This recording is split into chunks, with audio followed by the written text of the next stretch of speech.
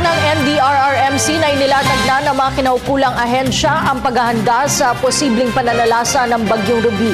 Ayon kay NDRRMC Executive Director Alexander Pama, naka-alerto na ang lahat ng kanilang sangay sa mga lalawigan. Nag-uulat si Waywaya Macalma mula sa NDRRMC Live.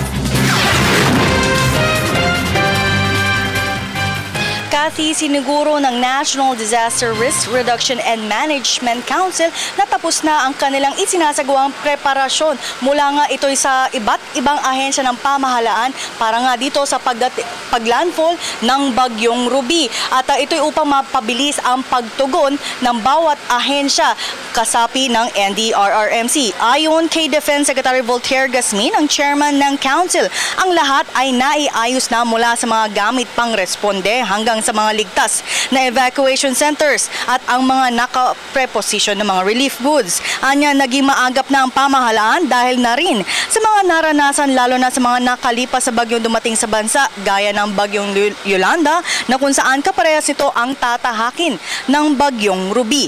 Narito ang bahagi ng panayam namin kay Secretary Voltaire Gasmin. Nagawa na natin yan. Rini-review lang natin yung mga action plan nila.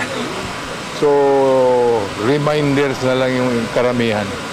Okay. And yung preposition, alam na sir, kasi iba... Alam na, may model na nga tayo na nangyari na yung mga preparasyon na nagawa natin at saka hindi natin nagawa during Yolanda, yun ang ginagamit natin ngayon. So, mas maganda ang plano natin. Thank you, sir. Kathy, siniguro naman ni DILG Secretary Mar Rojas na natukoy na ng lokal na pamahalaan ang mga ligtas na evacuation centers bago pa man dumating ang bagyo. Katunayan ay may ilang lugar na sa Eastern Samar ang nagsasagawa ng preemptive evacuation, ang lugar kung saan sa sentro ang bagyo. Tinalakay naman sa pulong ang kung kailangan magsagawa ng price freeze dahil ito sa ulat na may ilan na ngang nagpa-panic buying. Ito upang masiguro ng walang negosyanteng mananamantala sa sitwasyon. Pero tugon dito ni Rojas ay hindi naman kailangan magdeklara ng state of calamity upang ito'y patupad dahil may kakayahan naman ang pamahalaan na ideklara ito lalo na sa panahon ng kalamidad. Anya, maaari naman magamit ng lokal na pamahalaan ang kanilang Quick Response Team Fund nang sa gayon ay makilos na ang lahat at maiwasan ang mga ganitong sitwasyon. Narito naman ang bahagi ng pahayag ni DILG Secretary Mar Rojas. Ang DOST batay doon sa kanilang geosciences studies kung ano yung mga safe areas dito sa mga baybayin sa coastal areas, no, sa eastern seaboard ng ating bansa. At ito naman ay dinownload na sa ating mga mayors. So alam nila kung saan dapat na i-evacuate ang ating mga kababayan mula sa possibility ng storm surge, ng landslide dahil sa ulan, at dito nga sa pagguho, no, ng lupain na kinalalagyan ng mga kababayan natin. So, naka-download. Sa Department of Health naman ay umaabot na sa 422 million worth of medicines ang naka-standby. Pagsapit naman ng araw ng Sabado, ang lahat ng mga ospital sa Region 7 at kalapit na probinsya ay nasa Code Red na. Habang ang buong Armed Forces of the Philippines naman ay nasa Red Alert na simula ngayong araw dahil sa Bagyong Ruby.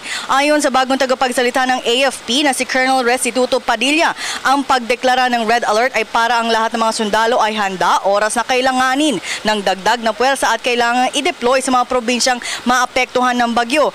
Ngunit hindi lang ang mga aktibong sundalo ang naka-red alert, maging ang mga reservists ay kasama. Ito ngayon ang naging direktiba ni AFP Chief of Staff General Gregorio Katapang sa kanilang isinagawang emergency meeting kaninang alas 9 ng umaga.